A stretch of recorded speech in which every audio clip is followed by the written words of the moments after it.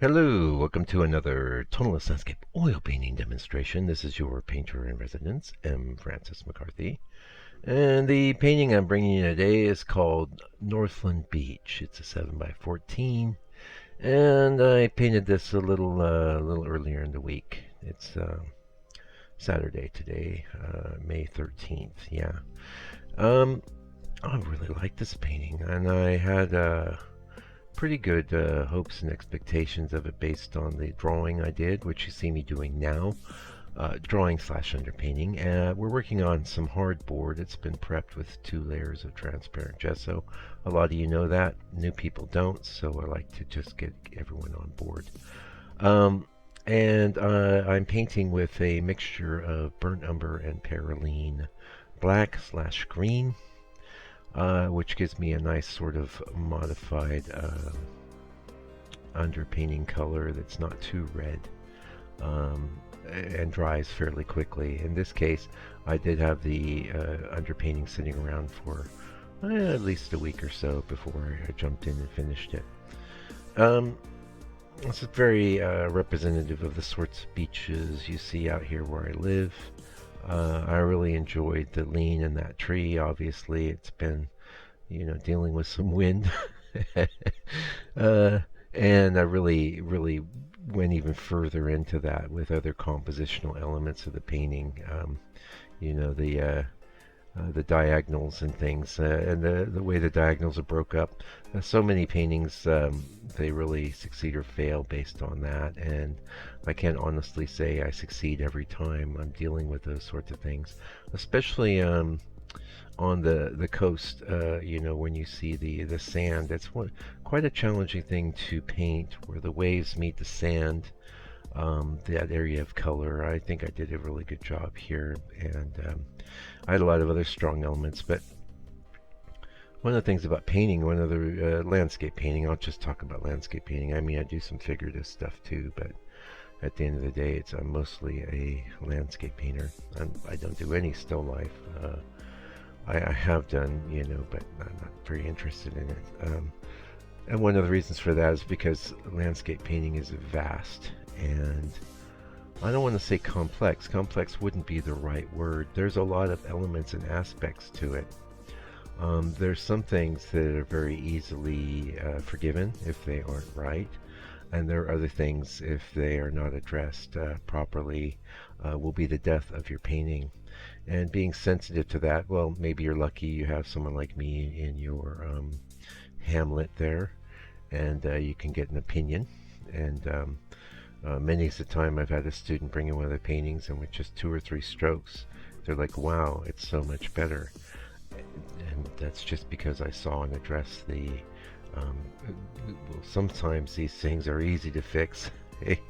Other times they might be way down deep in the genesis of the painting itself, like I say, in that drawing stage, and they're going to be very hard to fix, very hard to remedy. Yeah.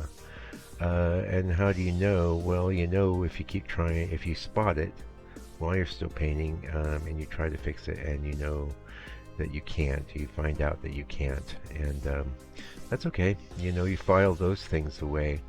At least you've kind of won anyway, in that these could be patterns in the clouds, patterns. Usually it's pattern related, I would say, if it's something systemic that can't be addressed.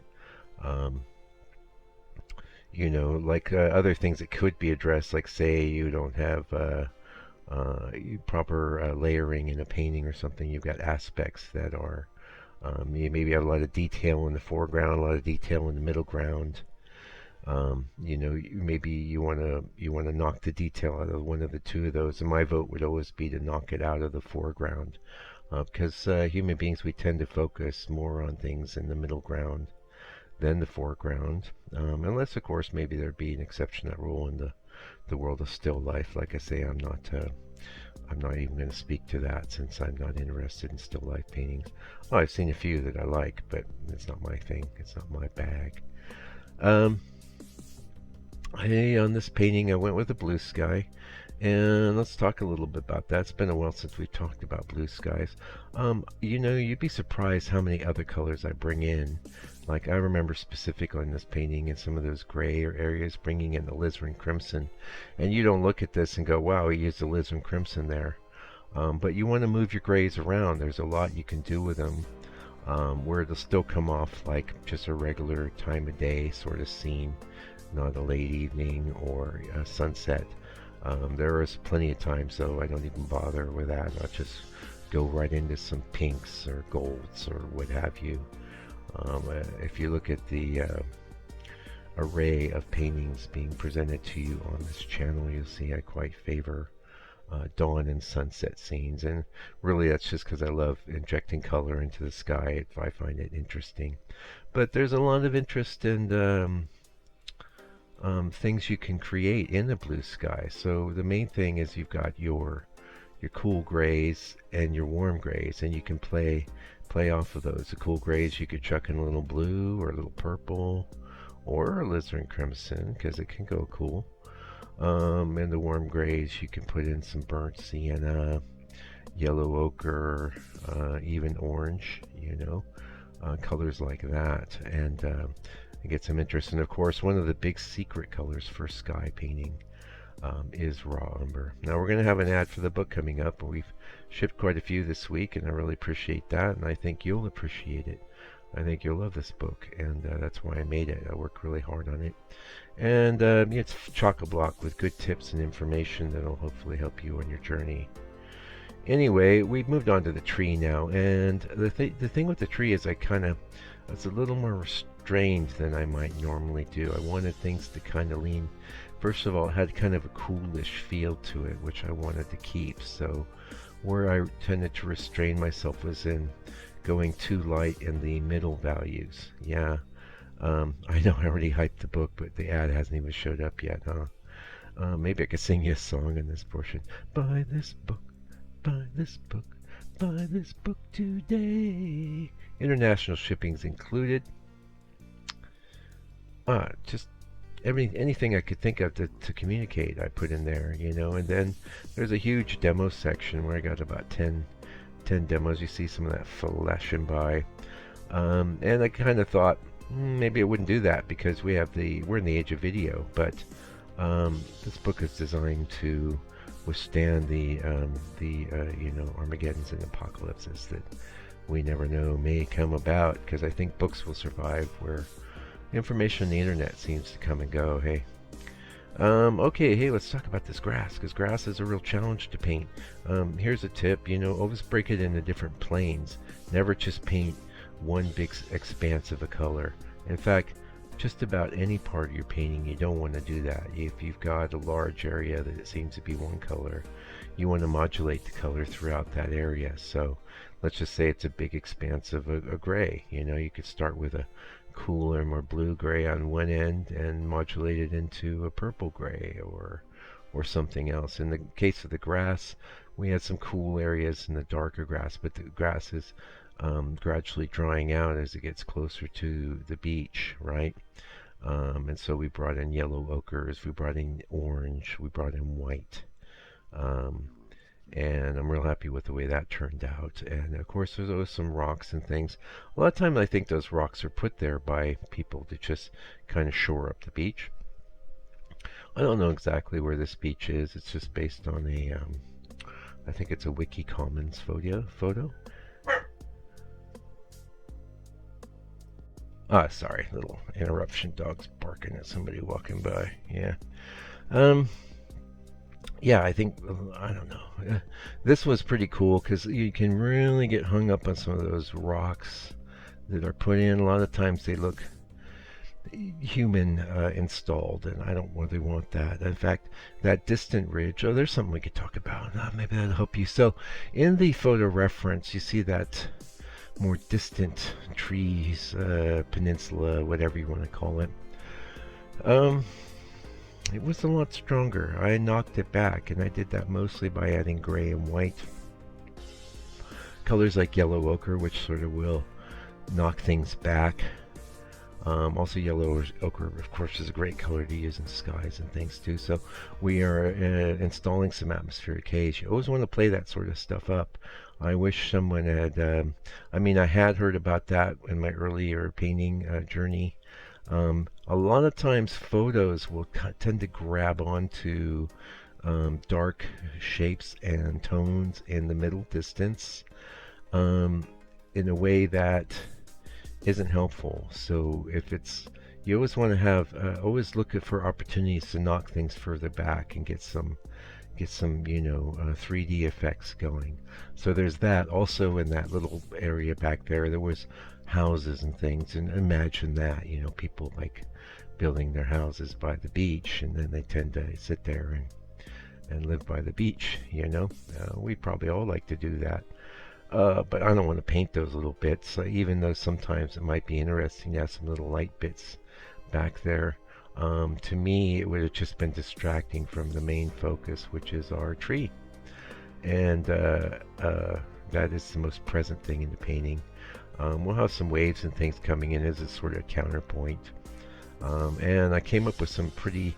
I won't call myself a neophyte, but I'm still mastering waves. So I will be working on that for a while. At some point, I may even be putting a book together about painting seascapes and things.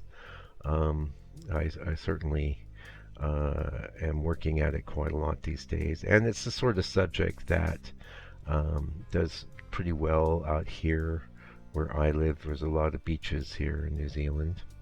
And the culture is really into its beaches and things. So, whereas I have in the past tended to find the inland scenes more interesting. I've been applying myself to these sorts of scenes, and it's been cool because there's things I need to learn about painting waves and water. I have ideas about it, and then I try them out. By the way, you see that distant ridge of hills there? You can see how I kept going back in and adding little bits of lightness there, just to push it back even further from that secondary peninsula coming out. And as a consequence, I end up kind of with a little dark spot, which later on you'll see me coming in if I haven't already fixed. So I don't mind sharing with you what I came up with. In the water, I couldn't have little bits of the board peeking through with that brown. So what I did was I kind of toned everything with a sort of milky, raw umber-y tone. That worked very, very good. And raw umber is a brilliant color for painting waves and things, because a lot of the sand, people don't think about it, but a lot of the waves are always moving the sand. That's how it turned into sand. It's constantly getting pounded and moved around into smaller and smaller bits. A lot of these bits start a lot bigger, and I got quite a good effect here. It's not like roiling waves, but it's active. And yeah, and the other thing I thought I did that was pretty groovy was in that sand area, there was obviously a lot of trotting of people walking through there.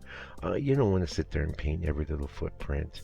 But I did get a pretty good feeling of disturbed sand.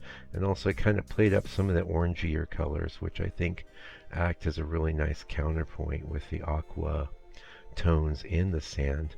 Funny enough, you see me painting that tree now. I was just about ready to walk away, but I didn't even realize I hadn't painted in the trunk. And it's brown, so it didn't jump out at you. But in the reference, oh, by the way, in the members area, you can see the reference image that I painted from, and a preliminary color mixing session. I know people do seem to enjoy that members area, especially if you want. That's their live session of the painting, so you're in the trenches with me. We're making it happen together, and yeah, I'm happy to make that available to people. It's like $6 a month. You can tip in and tip out, and I don't keep a lot of track of that, so don't ever worry about it. It's like, oh, he notices I'm not there anymore. That's not like that. You come in and get some knowledge and watch me paint a bit if you like, and then tip on out. Just hang in there for the 15-minute videos. Anyway, that's it for today's video. Thanks so much for joining me today. I really appreciate your time. If you did enjoy this video, please leave me a comment. Click one of those like things too. I like comments better, but YouTube apparently likes anything that makes it clear that people are watching. Until I come back with another video, do me a favor, do me a solid. Take good care of yourself, your family, all your loved ones. Stay out of trouble. And God bless you and your family.